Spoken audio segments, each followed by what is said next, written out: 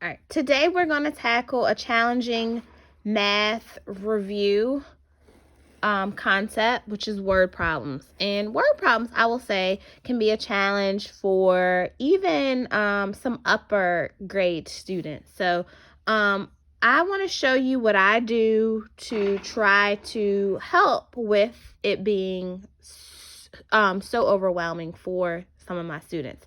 So I'll start with this little word problem. So sometimes I take the numbers out and I just have the students kind of read through the problem without the numbers to try to see if they fully understand what's going on. And usually they do. So this problem says, so if I were to leave numbers out, it would say Alexis had blank pieces of fruit in her bowl. She ate some of them. Now there are only blank pieces of fruit in her bowl. How many pieces of fruit did Alexis eat? So we will maybe read that over a couple of times just to see what is exactly going on. Sometimes I have my students take the names out and then replace it with their names or their friends' names to kind of make it more personable for them. Okay, but that is one way that we tackle word problems.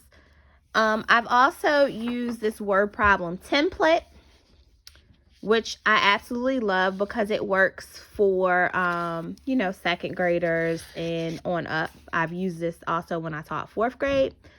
It basically has a few parts to it. The first part says what's happening in the story. Second part, what do the numbers mean? The third part says, what is the problem? How do you solve? And then how you would solve the problem. Okay. So, I'm going to start with this problem. So I'll put it nicely up here so we know what we're working with. And then I'll break each part down for you. Okay. So, it says Alexis had 22 pieces of fruit in her bowl. She ate some of them. Now there are only 10 pieces of fruit in her bowl. How many pieces of fruit did Alexis eat? So we know that something is being eaten, so we know that it's being taken away. So if we think about that, what operation, I want you to discuss, what operation would you use when we are taking something away? So just think about that. All right, so now I'll break down the template for you. Okay, the first part says what is happening in the story. So in this part, usually just draw a picture that will help to solve the problem. So in this case, I just drew like a bowl of apples. I kind of visualized what was going on. We started with 22 and now we're down to 10. So I sort of drew a bowl of 22 and then I drew an arrow of 10. Now I will tell people when the numbers get bigger, we're not drawing all the specifics out. Just kind of draw a picture to help you understand. Then the numbers that they give us are 22 and 10. So we need to figure out what those numbers mean. So I can go back to the story problem and it tells me Alexis had 22 pieces of fruit in her bowl. So number 22 is the number of pieces she has in her bowl. Then I can go to the number 10. Now there are only 10 pieces of fruit in her bowl. So after she eats some, now she has 10 left. So 10 is the number she has left. So now I know what my numbers mean. The next part of it says, what is the problem asking? So I simply just took basically the last sentence of the problem and just rewrote it so that I can focus on what I need to focus on to solve this problem. So it says, how many pieces of fruit did Alexis eat? And I just copy that down because I know that's what we're trying to figure out.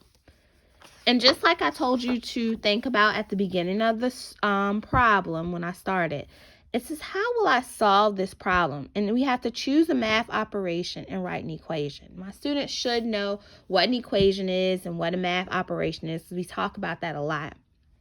At the beginning, I asked you to tell me if I'm eating something and it's being taken away, then what operation will we use? If you were thinking subtraction, then you are absolutely correct.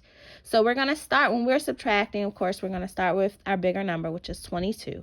And then we're taking 10 away. So what we're trying to figure out is what we have left or how many pieces did she eat since 10 are left in the bowl.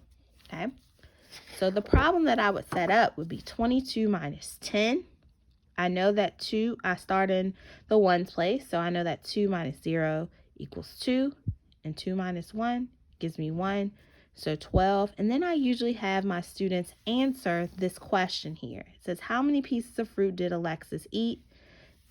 And I have them answer in a complete sentence. Alexis ate 12 pieces of fruit. So I know that was a drive-by way to solve a word problem, but I hope that it sort of gave you some sort of insight to how we solve problems and how we break it down to fully understand. But it can be a lot, but when we practice it, it gets a little easier for them. All right.